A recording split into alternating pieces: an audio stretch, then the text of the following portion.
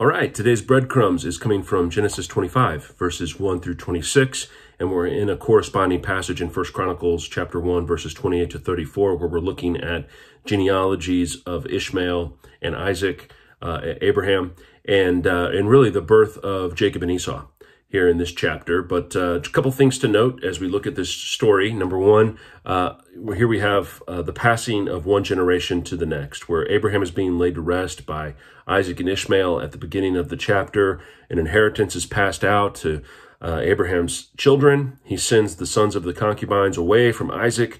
Isaac and Rebekah are settling in the Negev, and we know, going back to Genesis 17, verses 20 and 21, Abraham has asked the Lord to bless Ishmael, and the Lord has indeed said that he will bless Ishmael. He's going to multiply him upon the earth. He's going to have 12 strong princes, but God's covenantal promise and purpose are going to remain with Isaac. And so as far as the covenant goes, it's going to run through Isaac's line. And so the first part of this transition point is where Isaac and Rebekah are crying out to the Lord for a child. The Lord hears that prayer, and Rebekah gets pregnant, and she's pregnant with twins, actually. And what's happening in her womb is these twins are wrestling back and forth.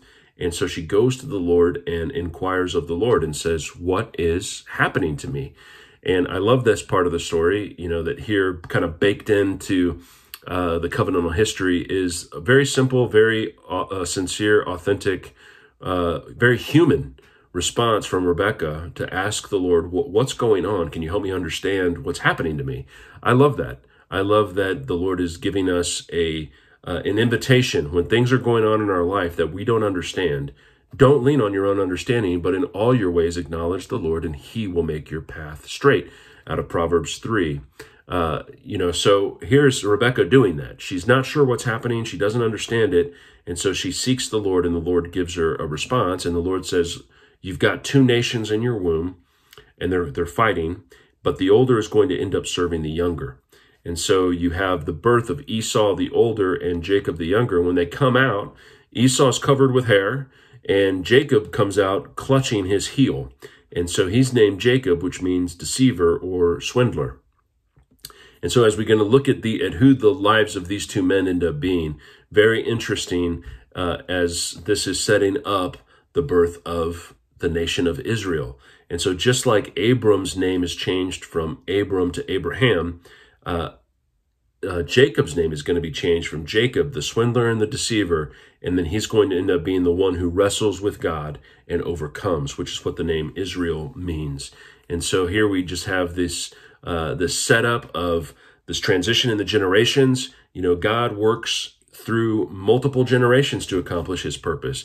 Abraham's not going to see everything that God promised with his earthly physical eyes, but his hope is anchored in the eternal. We know from Hebrews chapters 10, 11, and 12, Abraham is longing for the New Jerusalem. He had his heart set on the city not made by the hands of man, but by the city made by the hands of God. And so Abraham believed God and was declared righteous, and he set his hope on God's ability to come through on his promise. But he dies only seeing Isaac. And so everything's focused on the Lord's outworking his promise now through Isaac. And as Jacob and Esau are born, we see that covenantal history coming into where the Lord is going to continue his purposes down the line. And so I hope that encourages us that, we're running our leg of the race of faith. And we're being set up by the mothers and fathers of the faith that have gone before us. And we are setting up the sons and daughters that are going to come after us. And our responsibility is to be faithful to God, to do what he tells us to do, and to hand them the faith and the lessons of the faith and the story that God has handed down to us over the generations. So we've got great things to come as we look at the lives of Jacob and Esau and all that's going to be transpiring here. So I hope you guys are blessed as we're in the foundations of our faith in Genesis. God bless you.